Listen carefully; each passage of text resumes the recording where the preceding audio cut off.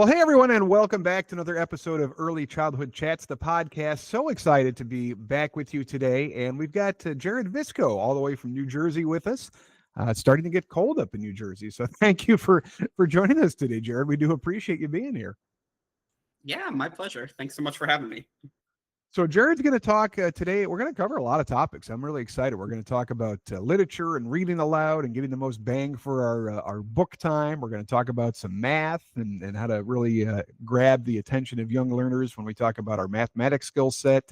And I also want to cover, Jared's got a really interesting career path, currently serving as the Director of Professional Development at a Head Start agency up in New Jersey. So we're going to talk about his journey from classroom teacher to the director of PD, and that'll be exciting too. And I'm sure we'll talk about some other interesting things around the way. So thank you so much for being here. Please say hi to folks, introduce yourself to everybody. Tell us a little bit about you. All right. Hi. So Andy, thank you for having me. Yeah, I'm Gerard Visco. I am a former preschool teacher. I taught in Philadelphia in a preschool setting for 8 years, and went on to serve in a leadership role for a year. My wife and I moved to Maryland, and then, we moved again up here to New Jersey, and I'm currently serving as the Director of Professional Development in Head Start. So, yeah, and I know we talked about this a little bit before, the show started, but one of my passions has always been to advocate for teachers and for preschool teachers. When I was a preschool teacher myself, teaching, in Philadelphia, I was in a setting where it was preschool to 8th grade. So I wasn't teaching at a Head Start. But, I was fortunate to have leadership who really listened to me, and, a really great mentor really walked me through a lot of the ideas I was having and helped me sort of put into focus, what good teaching looks like in the early childhood setting. So, when I, having had that as my example, I really wanted to be somebody who could advocate for early childhood professionals. And so that's the role I found myself in now, is in doing professional development. Obviously I do trainings from time to time. It's really one of my favorite things to do, is to run a training for teachers, especially when it comes to picture books. But part of my role is also to help them, help the staff, and not just the teachers, also the health staff, the administrative assistants, a lot of the people who are really responsible for making the school run on a day-to-day basis, but, don't always necessarily get the credit they deserve. They need training too. And so part of my role is also to have, to help them find the training that will benefit their skill set as well. Well, wonderful. Well, let's dive into some of this great stuff. I know children's literature is a passion area of yours, and you've already kind of mentioned the picture books and read-alouds and all that. Tell me, for those folks that are not using, picture books, what really makes that picture book a great tool to be using in the classroom? What is so engaging about it? Why would you recommend teachers that really take a good look at the picture books out there? Yeah, I'm 37 years old and I still read picture books. It's, my wife makes fun of me. She says, just because you work with children doesn't mean you need to act like one. But I love picture books because I think that they do something really unique with the medium, that even, like you think about just like a textbook or even like a comic book, like anything that, even when you're marrying, that sort of like image and text relationship. I think picture books do such a unique thing because the assumption is that it's a joint relationship between the person who's listening and the person who's reading. So there's so many unique things that you can do with picture books that you don't necessarily get when you're reading like a textbook, or like I said, even like a comic book, or, listening to an audiobook, because of the way the medium works. One of my favorite, more modern books is the book with no pictures, which I guess technically doesn't count as a picture book, but it is all about it's based on the premise of an adult reading to a child. And so it basically sets up this premise for the kids who are listening, like, this is a book with no pictures. It probably seems boring, but the person reading the book has to say everything that the words say, even if the words say, and it goes on to basically have like the adults say just absolutely ridiculous stuff. Genuinely one of the funniest picture books I've ever read. But, I think even when we look at like Mo Willems' books, his pigeon books, which are sort of like a modern classic, they really rely on this interaction between the reader and the person reading the text and the person listening to the text. So you have the pigeon character who's literally interacting with the person who's listening to the book. And again, that's just like such a unique relationship. And I love it when authors get very experimental and try all this different kind of weird stuff with their books that, really only works in the context of one person reading to another. And without going like too far down the rabbit hole here, I'll say like I think that really opens up kids' minds to what books can be, what literature can be, what language can be, and helps them create new ideas. One of the things I did when I was a teacher was I had a writer's workshop for the kids where I would just put out paper and markers and crayons and, say like, okay, like, go ahead and write your books. We did a little lesson on what the features of books are. So, like, okay, the books need a picture, they need text. And I would just let them kind of go to town, write their own books. And then every Friday, they had the option of reading their books to the kids, to the rest of the class. So, wow. Yeah, and as a preschool teacher, there were times when I had to sort of like, it was a little bit of a learning curve for me because I had to be like, okay, how about we skip to the last thing that happens in the book, otherwise they would kind of keep talking. And it was cute. And like, I will say like the class was always a very good audience. They would just sit there like enraptured by whoever was reading their book as they kind of rambled on and talked in circles. But it was a good experience because I could see a lot of the elements of the books that we were reading in class were making their way into, the kids' writing. And even if it sort of like ended up being kind of nonsense or whatever, like reading the books to the kids influence their conceptions their perceptions of story and motif and all these elements of literature that were finding their way into their writing. So they were pulling those things out from the books that we're reading in class and then putting them into their own writing to make these stories that were like a lot of times wacky, but also like you could see the direct connection of, oh, we read this story about pumpkins in class. They wrote their own story about pumpkins, and I could see them pulling out some of the facts that we had learned in the story, putting them into their own books. Wow, I mean that application of learning is super cool to see. I know my 4.5-year-old, they just had a book fair at their school actually last week, and it was, you're like, we give her a little loaded QR code with $50 or whatever, and we just kind of let her loose, and it was really curious to me to see what books she gravitated towards. We don't do a lot of screen time. We're very much book readers at night and bedtime and all that. But yeah, it was a couple, like the pigeon was a big one. The Amelia Bedelia is a big one. All this stuff. But it was funny to see because even at that young age, 4.5, she's already got strong opinions on everything. Yeah. I don't know if that's good or bad for me going forward, but it was reality. When you think about classroom management, I mean, like the circle time, the read aloud time, it can be very challenging. What are some tips? What are some advice? What are maybe some common mistakes you see kind of in the classroom as adults are trying to read aloud to kids and engage them in this kind of activity? I think, like it's always, and I'm acknowledging this as like a former teacher, but like there is always this sort of like conflict between this is what I have to do as per like the curriculum or as per my supervisor, and then this is sort of like what the kids want. And I think like in theory, like most preschool teachers will tell you that like there's some good practice would be like, okay, like know when to cut your losses. Like if I'm reading this book and the kids don't like it, like, all right, like maybe we come back to this another day, or maybe that's just a sign that this is not like, the book for them, or they're just not in the right mindset. And one of the trainings I do is about like giving read alouds. And that's, one of my questions is, what do you do when a read aloud's not going the way you anticipated? And that's usually like what the teachers say, like, this is all stuff that they know. But then it does come into this conflict with like, well, if the curriculum says that I need to read this book, like sometimes for me as a teacher, I might just want to push through, and, at the end of the day, like the kids aren't going to get as much out of a book that they're either like not ready for or not interested in, or, like just aren't in the right state of mind.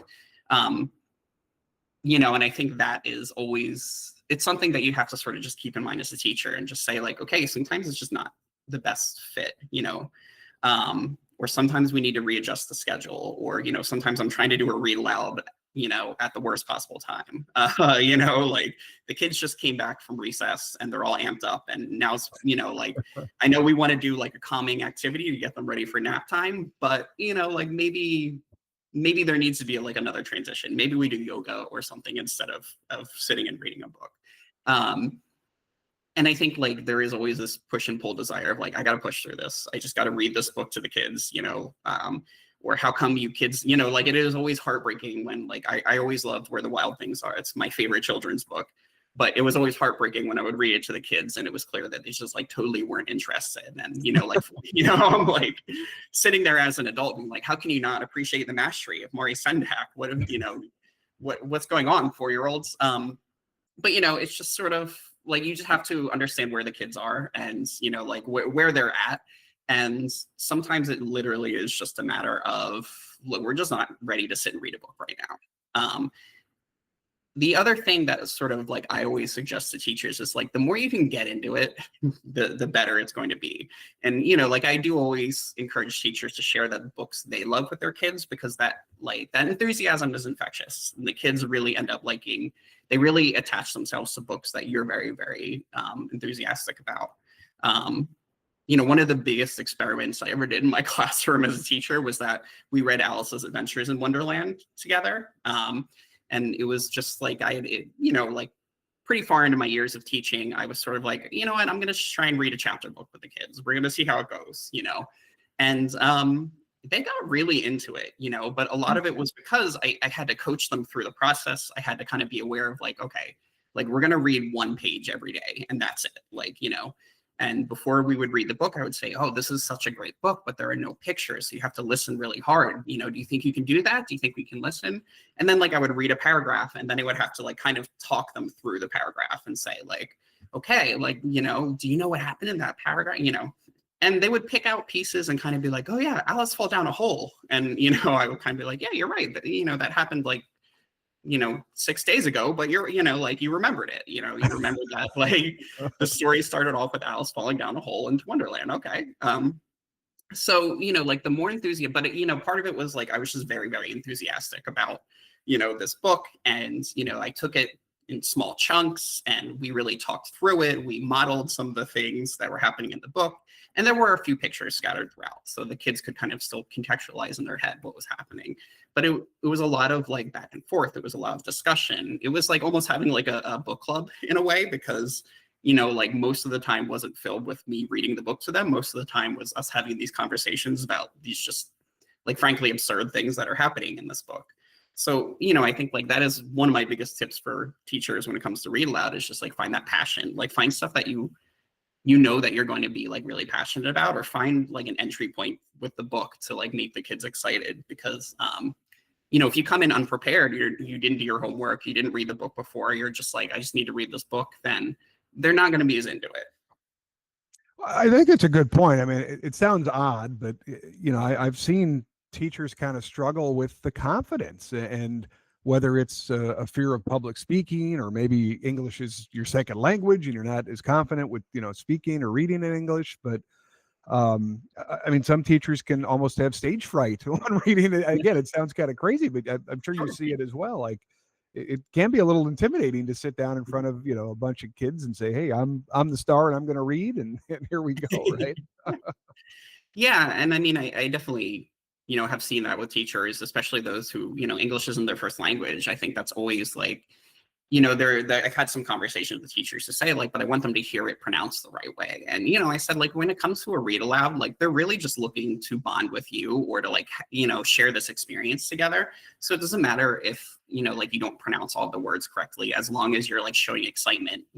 They'll feed off your energy. They'll get engaged if you are engaged. And I had a training I did about, like I always tell people I'm the most monolingual person, like I like do not know any other language, but, like I think having a bilingual teacher or a multilingual teacher is a gift, or, and, I always try and encourage them and say like, look, I'm going to read when I do my training on reading as a teacher that is, speaking English as their second language, I start by reading a book in Spanish. And I say like, look, I butchered this, right? Like, I would ask the participants, I would say like, how did I do with the Spanish pronunciation? They would be like, oh yeah, really good, really good. I'm like, no, don't, like, come on. Like, I would be like, I know you guys are trying to be nice to me, but let's be real. I didn't pronounce any of these words correctly. And I say like, that's fine because, like, could you understand what I was saying? And as long as you can understand what it is I'm saying, and as long as like I'm like up there, I'm getting hype, I'm like, having fun, that's really what the kids are going to feed off of. And kids benefit from being read books multiple times in a lot of circumstances. So, chances are this is not the last time they're going to hear this book if it's something that they really like. And I know there's been kind of an intrusion of artificial intelligence into some of this whole book sphere, huh? And I'm sure you see it on your, Facebook, Instagram, TikTok, whatever feeds of, hey, insert your kid into the story and AI generated books and all of this. What do you kind of see the future looking like with all this new technology coming out? And is this helpful? Is this hurtful? What do you think about all this stuff? I think like anything I can say about this would be speculative. I can say like where the field of artificial intelligence is right now is it's not at the level of quality that a human author could create. Now, I mean, like, I fully acknowledge that, like, if you're just a family member who wants to give their kid a book that, like, stars them, it's fine, like, I get it, like, I think it would be fun. I think it's fun for kids to have books where they're the main character, because they're not reading those books necessarily, they're not reading those books necessarily for like the literature portion of it. They're reading those books so that they can see themselves in having adventures. But I think in terms of like having AI generated books in a classroom, it's a little different because the intention is education, and the intention is having a read aloud, or conducting a read aloud between the teacher and like. At the beginning, I kind of mentioned that like the beauty of picture books is that they're doing experimental things with the medium of books that like text-based books aren't doing. It's a relationship between the reader and the person being read to. The readee, I don't actually know what that term would be, but the listener, I guess, would be the so like the AI generated books, like, and just like the crash course version of this is that, artificial intelligence, when it's creating a children's book, it's scrubbing the internet for things that other children's authors have done, and then kind of putting it into, its own format. And so, it's not always being coming up with something that it's not always providing the ingenuity at a level that like a human author might provide. Now, I don't know what the future holds. Maybe one day we'll have artificially created, these AI created books that are just as good as human books. Just the way things stand, I don't really see that. And I think actually I did provide some examples, or I did bring some examples here. Because I was kind of like looking through some of the AI generated books, and there are all these websites that have, like make your own book, insert, your child into a book, and they have these samples of these like AI generated books that, you can read. And, like I think like a lot of times there is just something that feels a little bit off. Like it's the literary version of Uncanny Valley, like I guess is what I'm trying to say. And like okay, we'll do it this way. I'll read two passages from books about, I have two passages from books about going into the woods, and we can kind of talk about the difference here. So I'm going to read the first passage, and I won't tell you which one is AI, and we can, so the first passage is, don't wait around. I'm sorry, let me try that again. Lying around won't bring foxes to you. Keep looking. Stalk through the grass, make fox calls, search by the stream, make more fox calls, roll down a hill. It won't help you find a fox, but it's fun. So that's the first passage. Okay. The second passage is, Charlie's ears perked up at the sound of Lisa's voice. At Venture Day, she announced, swinging her backpack over her small shoulders. At 5 years old, Lisa had recently developed an insatiable curiosity about the forest that bordered their backyard. Charlie, her loyal golden retriever, sensed her excitement and bounded toward her, tail wagging furiously. So, if I was going to ask you which one of those you think was AI generated, what would I'm thinking the first one. I hope I'm right. I don't know, but you think the first one is AI generated? I don't know. Now I'm kind of questioning everything. So actually that's interesting because that one is actually the real book. That's from How to Find a Fox by Nyla Magruder. All right. Well, there you go. And the second one is, oh no, I just lost it, but it's Into the Woods, A Tale of Trust. So I mean, okay. If I can ask though, because I think like this is an interesting exercise in terms of like what makes an AI generated book versus what makes like a real book. If I was going to ask what made you think like that second passage was the one that was like the real book, or like what about it, if you have any, if anything stuck out to you? Yeah, well, I mean, I think just the level of detail. I thought that was Yeah. probably more more descriptive with the tail wagging and the energetic. Yeah. I figured that was, I mean, I guess the AI did a decent job kind of painting a picture there, I suppose. Yeah. But that's interesting. Yeah. Well, and so the reason that is because, like when I said like it's kind of like going through the internet to find what like what other authors have done, that's kind of what it's doing, is it's pulling like these big words, it's pulling like, let's be as descriptive as possible. I think like the rule of thumb with the AI generated books is tell, don't show. So it's a lot of description, it's a lot of like adjectives, and it's very wordy. Whereas the first book, the first book that I read, it's not as wordy, but that's by intention. Now, I do want to say that like I'm kind of, this was a little unfair because these are picture books. So part of what, probably could have helped you there is if I had actually shown you the pictures. Well, yeah, if the person has 7 fingers, it's AI. Right, exactly. But for that first book, like the reason it's not as wordy is because the author, and I think in this case, Nyla Magruder is both the author and illustrator, but, she is intentionally keeping the words sparse because it's supposed to, the reader is supposed to pick up on details by looking at the pictures and not have everything just sort of fed to them. That makes sense. Yeah. And I mean, the words in the second one are pretty darn big, especially if we're talking about a 3, 4, 5-year-old. So I hope you can go into the AI model and tweak that down and dumb that down a little bit for words they might actually know and understand a bit, huh? Yeah. I mean, so there is also that, and you can edit these AI books, but like I think like again, like their philosophy is tell, don't show. So like they'll be very, very specific about details. There's also like a lot of there is like vagueness in certain areas. So if you're reading a picture book that's written by a person, there'll probably be they'll describe things, like they'll describe an adventure that the main character had to take. Whereas in the AI generated books, a lot of times what they'll say is something along the lines of like, they had a lot of adventures and overcame a lot of challenges.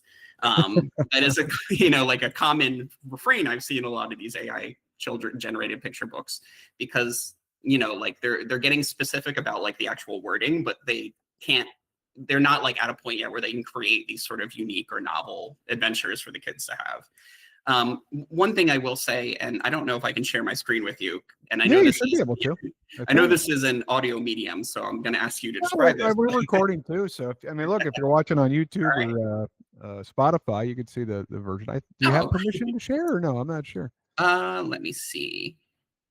Select the tab to share. Oh yeah, okay. So I'm going to share a window with you. So in that second book where I talked about Charlie the Golden Retriever, I'm going to show you a picture of Charlie the Golden Retriever. Okay, there he is. Yeah. So there he is. I've never seen a black and white golden retriever. Right. Yes. Not very golden.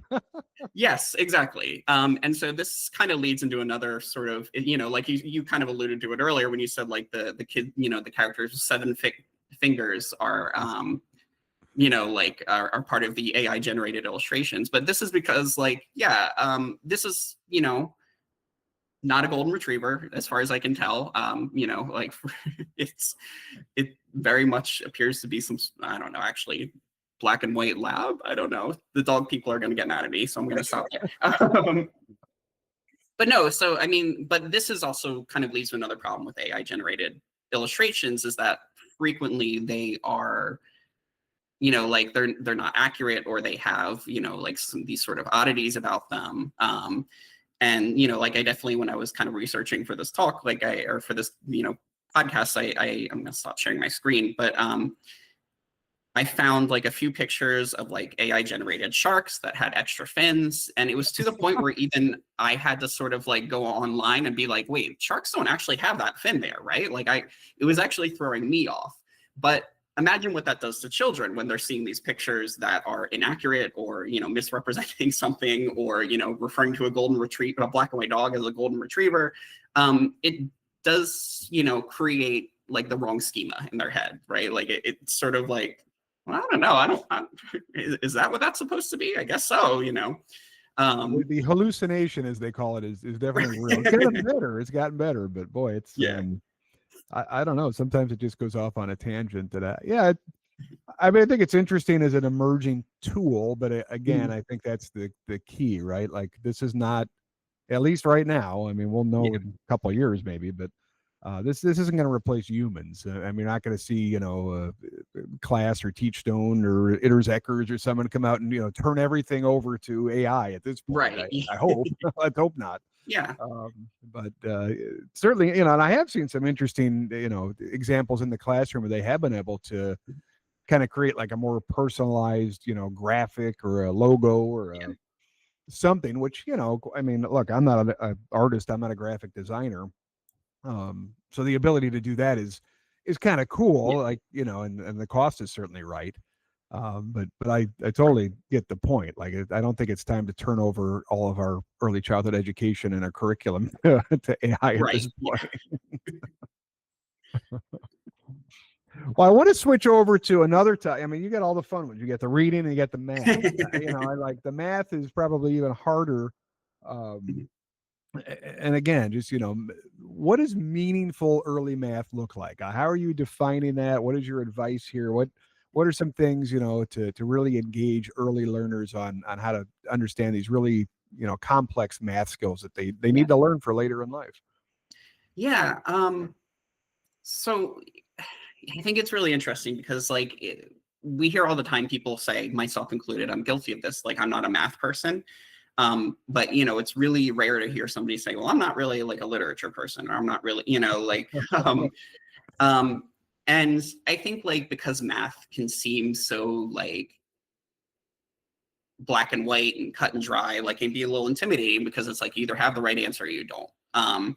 And I think with early childhood, one of the things I sort of learned to embrace when it comes to math is to treat it almost like a story with the kids. You're looking at data sets the same way you're looking at like a good story. If you ask the kids a question and they have to go around the room and count how many people want, crackers for snacks, and then how many people want goldfish for snacks, something simple like that, it leads to a discussion of why do more people want this versus, this, how many people wanted goldfish, how many people want crackers. It allows you to kind of create a story with the kids. And I think we always used to do question of the day, where it was always just sort of, I would ask the kids a question, they had their picture, and they would put, their picture next to the answer. So, usually it would be something like, okay, which of the books that we read this week was your favorite? And, for the most part, the kids were always going to choose the book that we had read that day, right? Because it's recency bias. But it opened up a discussion, it opened up the ability to have that discussion with the kids and be like, I wonder why so many people liked this book. And, if you ask the kids to sit and think about it, a lot of them are just like, well, the person before me picks that, so I'm going to pick that too.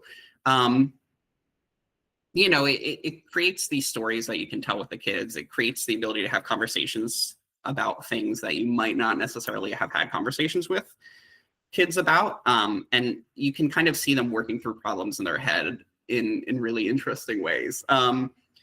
So, math isn't always about just counting and number recognition, even though I know that's a big thing. But it's also about problem solving and measuring, how many teddy bears long is the classroom, things like that, where they're creating their own measuring systems. They're creating their own, like ways of tackling like very tangible problems. I always used to like enjoy having these like math-based conversations with the kids.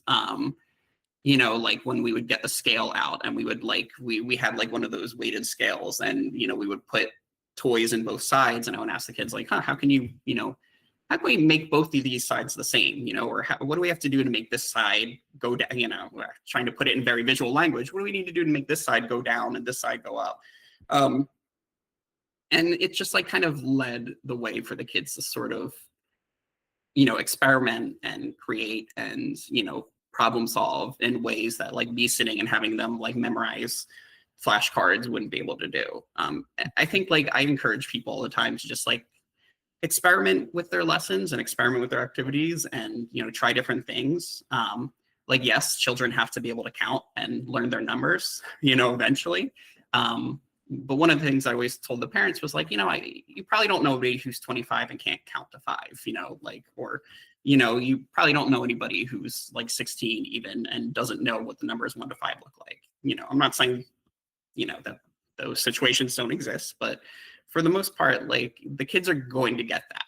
I think the more interesting thing is letting the kids kind of lead the way, because I always had like those kids who just like, if I put 10 teddy bears in front of them, could not count 10 teddy bears, no matter what I did, no matter how hard I tried. And I knew eventually they were going to get it.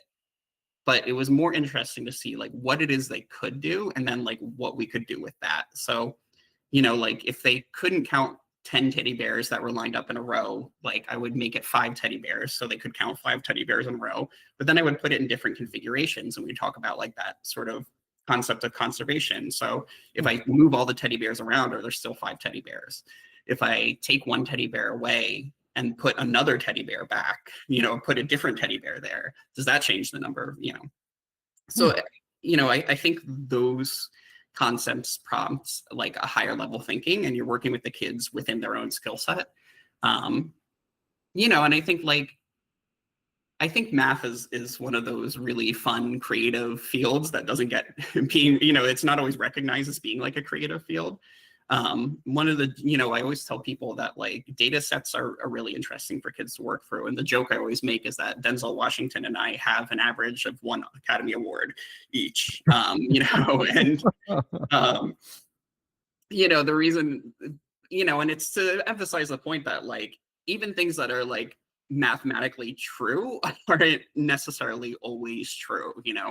When Sure. we did like our question of the day, we go to this data set of like, okay, how many people are wearing red today, and we find out that the entire class is wearing red. Does that mean that everybody wears red all the time? Well, no, not necessarily. Today just happened to be Valentine's Day, so of course people are wearing red today. But like part of it is also like being able to like prompt that thinking in kids that is often kind of missed when we talk about math. I mean, I love what you're doing here. This is, because you think like, oh, math, it's just going to be numbers, it's going to be adding, subtracting, but like, taking it kind of off the paper and into the real world of teddy bears, and one leaves to go to the bathroom, or one sitting at a table or whatever. Right? I mean, it's very relatable, and even the measuring, I think that's a genius idea. How many teddy bears wide is the classroom or something? Yeah. That's a very interesting approach, and what I could definitely see the kids gravitating towards, quite frankly. I know as the director of professional development, you're constantly being asked, hey, we need training on this, or we're deficient on that, or we've got an evaluation coming up, we need to spruce up on A, B, and C. What is kind of those target areas really looking like? What PD topics do our teachers really need the most right now? So it's interesting because every year we do the professional development plan that, we basically at the beginning of the school year this year, we had all of the staff fill out a professional development plan and highlight, the topics for, where they want training and professional development. And then, I collect everything once it's done, and I kind of aggregate all that data into a spreadsheet. And, the number one topic almost like every year, I mean, I've only been in this position a few years, but every year that I've been here, the number one topic has always been, challenging behaviors. I want help with challenging behaviors. And, I know there is a lot of, I know there's a lot of like conversation about like, is that terminology even appropriate? Is it correct? And I totally am sympathetic to that conversation. But when it comes to the teachers, like that's what they're giving me, like that's what they say is like, I want training on challenging behaviors. This year, I kind of changed things up a little bit, and I gave the teachers options of different areas to pick for their professional development plan. And I totally in my head was like, they're going to all pick classroom management because in the past they had all picked challenging behaviors, but it was actually wrong. Overwhelmingly, they picked child development. And so that's sort of, I think in my mind, helped me narrow down like, okay, like when they say challenging behaviors, maybe what this is translating to is they want more training on like how children develop and then how they can be responsive to that. So I think that was really interesting. And I think like asking the teachers what it is that they want training on and trying to narrow it down and be as specific as possible and following up with a bunch of annoying why questions, like it really helps me in terms of, like finding trainings and topics that would really benefit the teachers. Now there's always, of course, like this sort of like balancing act, because if I say to the teachers, what do you want training on? They're going to give me a different answer than maybe their supervisors. Their supervisor will say like, well, I know that's what the teachers want training on, but what we need training on is this, and then the third part of that equation and oftentimes comes down to like, well, what do we have to have training on? Like what is like we have to do the mandated reporter training every year. We have to do like the whole list of trainings that need to be done every single year. We have to make sure we meet all those too. But it is always interesting. And, like when I sit and I aggregate the data of like how many people wanted specific topics, and, I always throw in the other as an option so that the teachers don't have to pick one of the things that were on the actual training list. They can, they can pick their own topic if nothing there is meeting what they want. But I am always interested in like those outliers too. Because, even though like, I think, the overwhelming majority of the teachers pick child development as their topic, every now and then you do get like one or two teachers who are like, what I really want training in this year is Spanish, because I don't speak Spanish. And so many of my family speak Spanish, kids and their families speak Spanish. And I'd really like to be able to have like another way to communicate with them.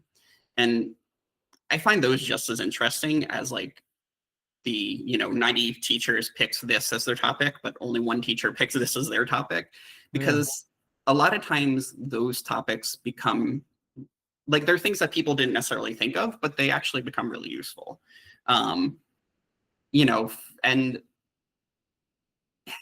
mean, I guess like I'm thinking about this now as I'm talking, but like it is a real tough like act to kind of like figure out how to make sure everybody gets what they want before the school year is over. And, when we talk about like professional development days in like May or whatever, at that point, it's sort of like, you're really learning for next school year. So, and we're hoping to goodness you come back next year. Right, exactly. Too, right? I mean, that's exactly. Yeah. So timing is a lot of it too, because, like what is the use of doing a training on, classroom management when the school year is already basically done?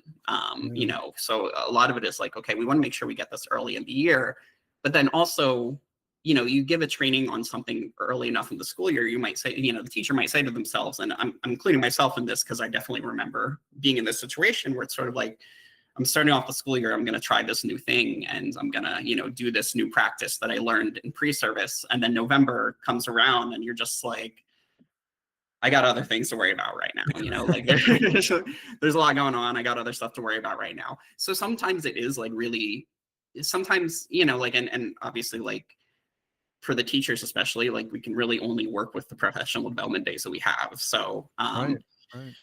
Time is always a factor, but sometimes it is sort of like, well, you know what, maybe it's worth doing some of these trainings midway into the school year, because then it's sort of like a reset or a refresher, or maybe it's sort of, like, and then of course it always comes down to quantity versus quality, right? Like, do you want to focus on one topic for the entire school year and make sure the teachers really have it, though, to your point, like hopefully those teachers come back next year and they can, or do you want to see if like every single professional development day you can focus on a different topic and, give as much knowledge as possible. And it's the reality of the situation, like it's nobody's fault, like for our other staff, my staff included, I supervise the coaches and I supervise some of our interns in the internship program. If my staff needs training, we can just arrange the training for whenever. We just have to clear their schedules. They're not in the classroom. Teachers, it's really difficult, because they're in the classroom all day. They're with the kids. They can't step out to do like a 4-hour training without somebody stepping into the classroom. And then it, upsets the dynamic of the classroom. So it's very much like with the teachers, like, okay, we have to be very conscious about targeting the topics, picking the topics and targeting them at specific times and making sure that we can get the most bang for our buck. And, I'm realizing now I probably didn't even answer your question as much as I, well, I think these are all really important considerations. I mean, it's people say, oh, director of professional development, what do? They just schedule a training or two, once a month or twice a month. I mean, but there's really a lot of thought that has to go into it as far as, timing and then staff turnover. And as you mentioned, the professional development days, they are very valuable because we don't have the luxury of going out of ratio or closing a classroom or interrupting, our families' lives by closing our centers down. So they're almost like golden tickets. You only get a few to use every year, right? So yeah, absolutely. Yeah, and I mean, for those professional development days, those are the times when like occasionally, like if I'm doing a training, which, like I said, one of my favorite things to do is do a training with the teachers. And I think for me as a trainer, my philosophy is very much like, I'm probably not going to get up there and spit information at you. Like I would rather kind of give you the information and then like sort of help you reflect on it yourself and find, find the meaning, reflect on your own practice, so if I present, if I get up there and I present like research to the teachers, and then my next question is like, so what do you guys make of this? Like, what do you think this means? Now, I know that kind of training doesn't, work for everything, obviously. Like if you need to be trained in the curriculum, then that's not, necessarily going to be an effective way to train. But, for me, like those are my chances to kind of delve into those like more niche topics that like I can see you get the teachers who are like, this checklist of the things I want training on is great, but actually one thing I would really like training on is this particular topic. And that's when I can sort of get in there and, like I'm not going to be an expert in everything, but as a former preschool teacher, there are areas where I think like it helps me bond with the teachers that I work with to say like, yeah, I've been in the classroom. I've been where you've been. I know what it's like. And, like these are some of the areas for professional development that I'm comfortable like running trainings on. And, occasionally like we'll address specific topics. Like I've had supervisors who came to me and were like, yeah, the teachers in these classrooms, they're really, there's a real communication problem. I said, well, what if we do a training on, I could do a training on communicating in the classroom between teachers. And so, I did that for the teachers. And so those are those topics where it's sort of like, the PDP doesn't necessarily, the professional development plan, sorry, I'm going into my acronyms, the professional development plan doesn't necessarily reflect everything that the teachers need, but it is a good sort of like starting point in terms of like, okay, this is what the teachers are telling me what they want, but we are also seeing other trends across the board where, maybe we're having teachers who are, miscommunicating and not even necessarily arguing, but like there are miscommunications in the classroom or things like that. And, like we can run trainings on, like these very specific topics. And those are where I have the most fun because I get to create something from scratch and, I get to kind of nerd out and, come in with my data and, like have conversations with the teachers in a very like, and not everybody always feels like participating and sharing, and that's fine. But, I think the more I can kind of put myself in front of the teachers as well as a trainer, like the more comfortable they feel with me. So, like the next time I come back, they're going to be a little bit more comfortable about like sharing and reflecting and, hopefully walking away with, a sort of walking away with like at least one takeaway where they say like, okay, like maybe I should try this the next time in the class, the next time I have this situation arise in the classroom. I mean, just recognizing really the void that we sometimes have in just appreciation and saying thank you and, all that stuff that's really important for the retention aspect of this. Yeah. There's a real role, to play in the PD days. Again, it's a time to kind of take your breath and just look, I don't have kids here today. I can take a breath. I can work with other adults. I know in your career path, the mentorship has been just Yeah. so important. And I oftentimes, I wonder, do we have the 30, 40, 50% turnover because we're not taking the time to make those connections, or we're not saying thank you, or we're not providing a little appreciation, or that mentorship is just a massive, void that you, quite frankly, you don't see in organizations sometimes because, well, I got to meet ratio, or, oh, I'm so Yeah. busy, or, oh, we don't have enough staff, or, oh, I just, you're not being purposeful about that connection that you've just been talking about. And I know it's a challenge because, as you mentioned, you got CPR, you got safe sleep, you got mandatory reporting, you got blah, blah, blah, you got this and that. I mean, everything's Yeah. required, and it seems like the list gets longer and longer, but really being kind of purposeful about how you program the day so that staff do feel recognized and appreciated and heard, and you can establish the connections that can lead to formal or informal mentorship. It seems to me that's one of our missing pieces in some of the organizations with a lot higher turnover.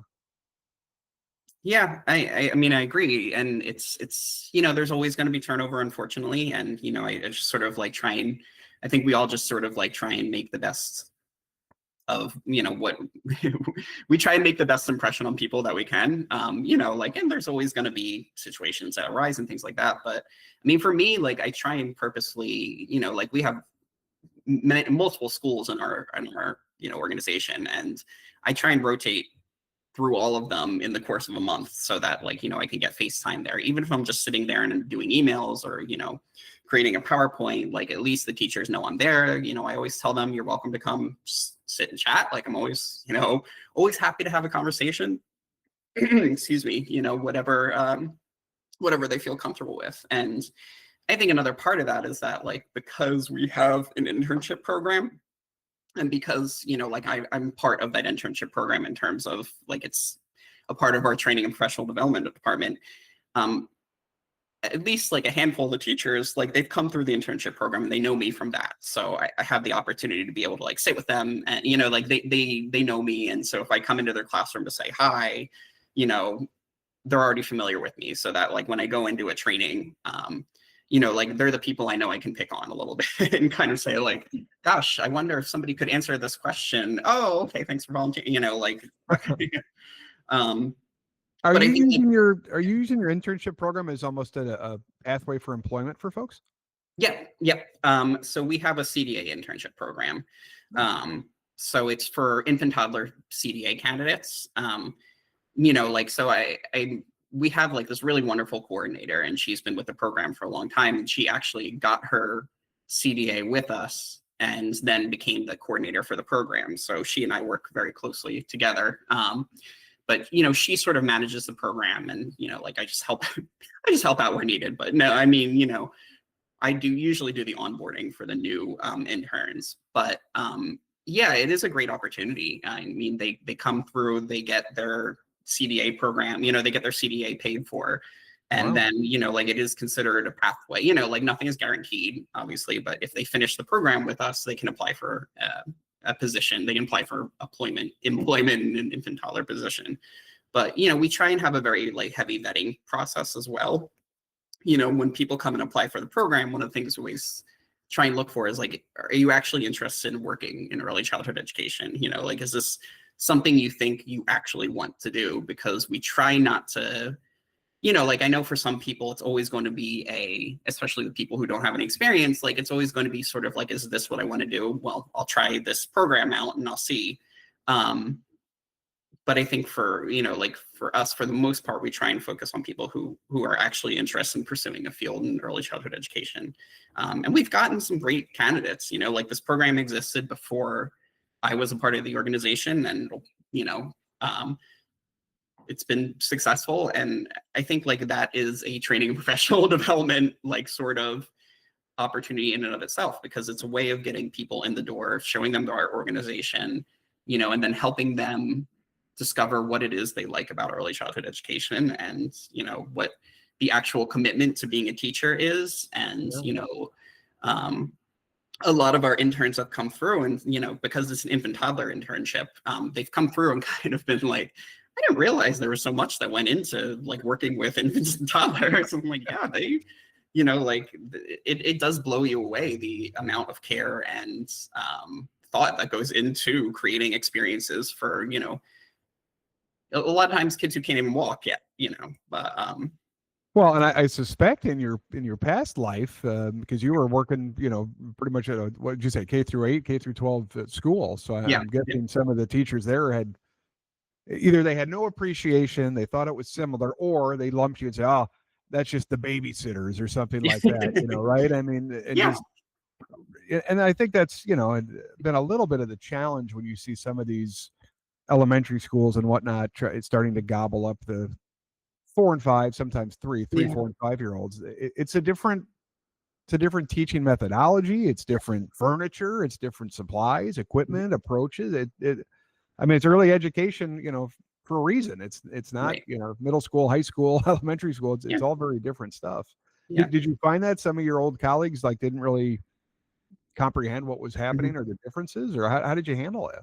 Yeah, I mean, I think like that was a common sort of like there was just this sort of there was a struggle to understand, and I don't want to say like my colleagues necessarily because I was fortunate to work with like other teachers who were really good. I mean, like when I first started teaching, there was like another crop of like young teachers who were also in their first year of teaching, and so like we would all kind of like we bonded and we all sort of like came up through together. And one of them I still talk with. She's one of my best friends, and she and I like frequently still talk about like our experiences of teaching, but also sort of like our reflections of like the world of education in general and how like our perception on early childhood has changed. I mean, like I'll confess to being guilty of having that perception because I graduated with a degree in elementary education, before I went back and got my certification in early childhood. And once you're actually in the classroom and once you actually see, you interact with the personalities of the kids, it does broaden your world a lot because the way they think about things is so complex and the way they create meaning is so complex. And it's just so hard to communicate that sometimes with other people. I mean, a good early childhood classroom, a good preschool classroom probably looks more like your living room than it does, like an actual classroom. It should have space for the kids to, go and play and create, their own activities. And, like there's a little bit of a free flow to it. And, like the teacher is really there as sort of a guide and, as somebody who's taking notes and learning a lot about what the kids are interested in and then trying to figure out how they can use that to help them create new experiences. But, again, like to your point, a lot of the curricula and a lot of the, a lot of the work or a lot of the assignments I was sort of given by, the organization I worked for and my leadership was a lot of like, okay, well, how do we retrofit this thing for preschool? Like we have an end of the year assessment we give all the kids. How do we, could you create an end of the year assessment for preschool? And, I did. But it was very much a challenge to kind of be like, okay, yeah, the end of the year assessment, they have to name 10 colors. But like also the end of the year assessment is, like if I give them 2 toys and tell them to tell me a story about what's happening in there, like what, like what do they pull from? Like what kind of ideas are they pulling from the things that we learned this year? And there's always like doing assessments is really tough because like some of the best methods of doing assessments I've seen are teachers who just observe the children while they play and, like kind of check off or record like, okay, are they able to do this thing? Have I observed them doing this thing in an authentic assessment and not like pulling them aside and saying like, can you name 10 letters? Some didactic quiz on the day where they're having a meltdown or something, right? Yeah, exactly. And I always found that method of assessment really, really fascinating, except I never really got to use it as a teacher because I had to, not necessarily had to, but the way I was sort of, taught to do the assessment was like to pull them aside one at a time, to ask them all the questions, and there is, definitely times when you do have to like get kids one-on-one to kind of figure out what it is they know. But yeah, like I think that like sort of retrofitting model for preschool is it's a tough thing to kind of work around because especially when you are, maybe one of 2 preschool teachers or the only preschool teacher in a setting, the only thing you really have to go off of is what the other teachers are doing. And so, like there's a lot of talk of like aligning, we need to align the curriculum from preschool to 8th grade. And, I'm not saying that's not, there's no research to say that that's effective, but, I think the way in which it's aligned is,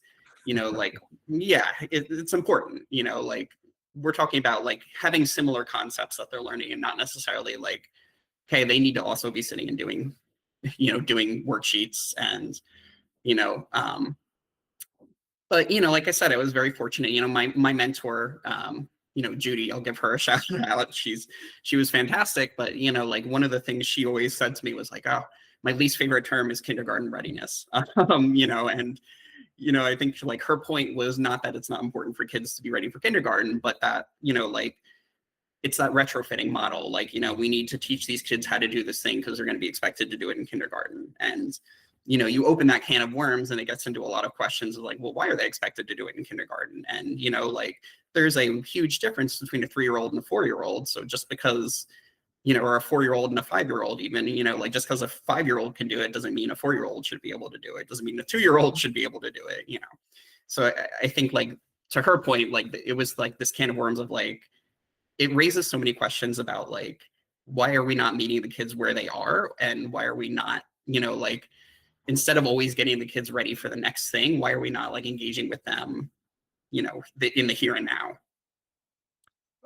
And I've also heard from some, if you put this down on paper, then the tendency is now this is going to follow that student. And in Yeah. many cases, it may be unfair, right? Like you Yeah. mentioned, even in that spectrum of am I 4 years old and am I a birthday in January? Am I 4 years old and have a birthday in, Yeah. November? I mean, Yeah. holy moly, that year of different. I'm still 4, but different Mhm. ends here. And it's been interesting to have some discussions just about like I'm afraid to write that written record that's then going to be viewed by how many people in the Yeah. future and kind of give this child maybe an unfair rap or Mhm. a bad rap based on some criteria that may not be vetted, may not be researched, may not be all that objective. I mean, Yeah.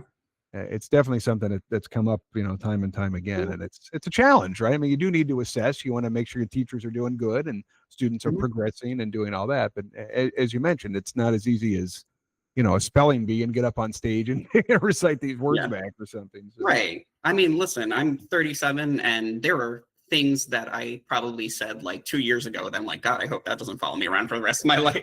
Like I think, like it's insane to imagine, having a 4-year-old, like have something somebody did when they were 4 years old, follow them all the way to college and be like, I don't know. I don't know how you didn't know that many letters. I don't know if we can admit you to Harvard, but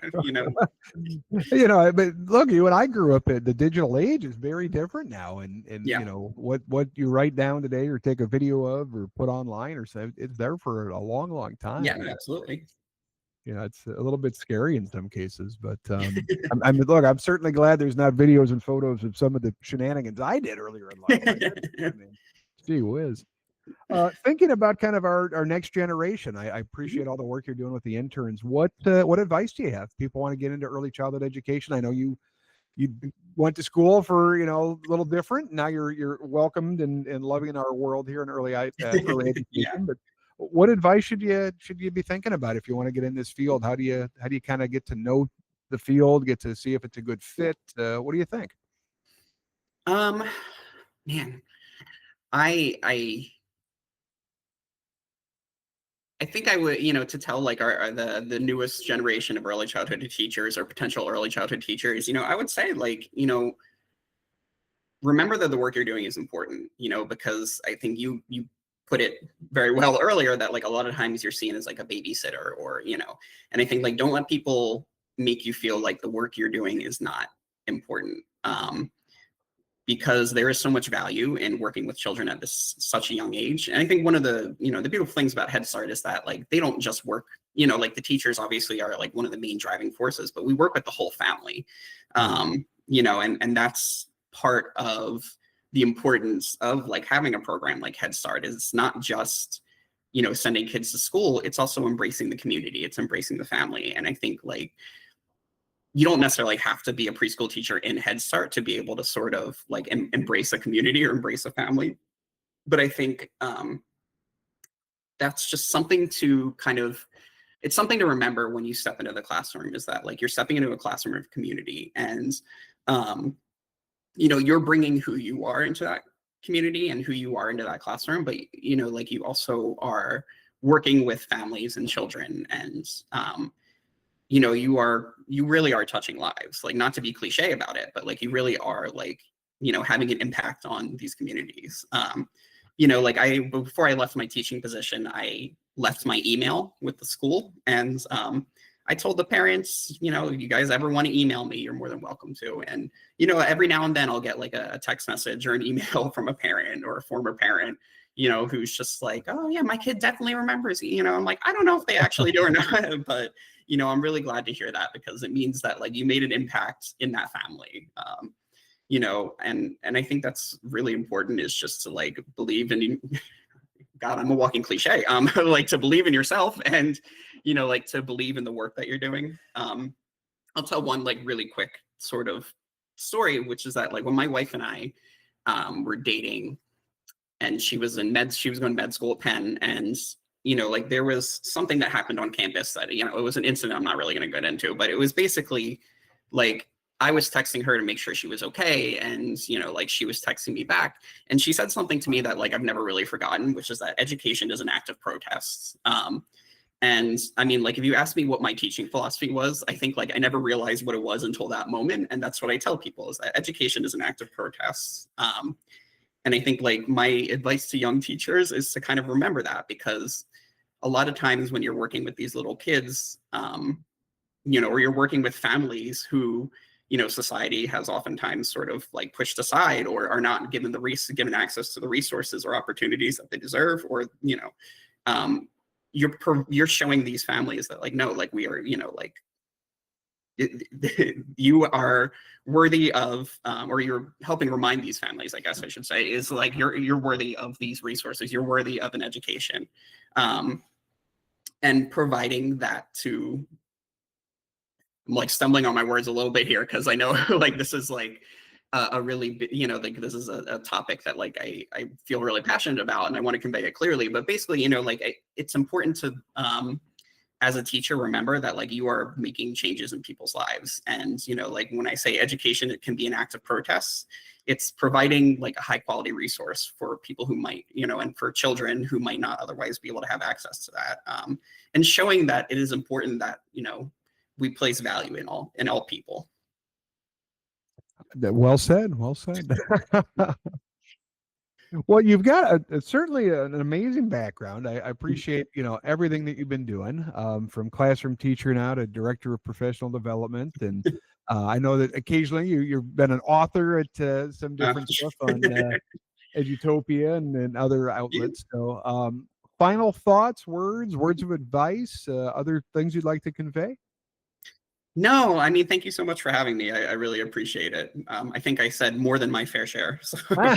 Well, I was very interested. And I think the philosophy of, just how do we engage kids in a meaningful way? How do we take some of these more complex topics, like, even reading books and certainly math, and kind of bring them off the pages and into their real world lives? It's always something that we can do better at. And quite frankly, my hat's off to all the professional development work that you do with your staff and the engagement, because without those supports, and you've worked, with Head Start, you've worked outside of Head Start.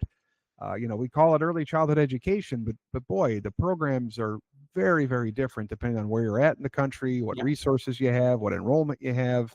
Of course, our family providers have a very different environment than our big, corporate centers and everything else. So, as a profession, as an industry, it's difficult to kind of have some of these conversations, because we all really do have different levels of resource and time and talent and even money, to be frank. So I appreciate you kind of navigating all these different buckets, and certainly your background is interesting, because you've seen a lot of this stuff play out kind of in real time. Well, thank you so much. I really do appreciate it. And, I'll say, like, all credit goes to, the people I work with. They, really, like, I show up and get the kids all wound up, and then I get to leave the classroom. But the teachers are the ones who, are really making the wheels turn.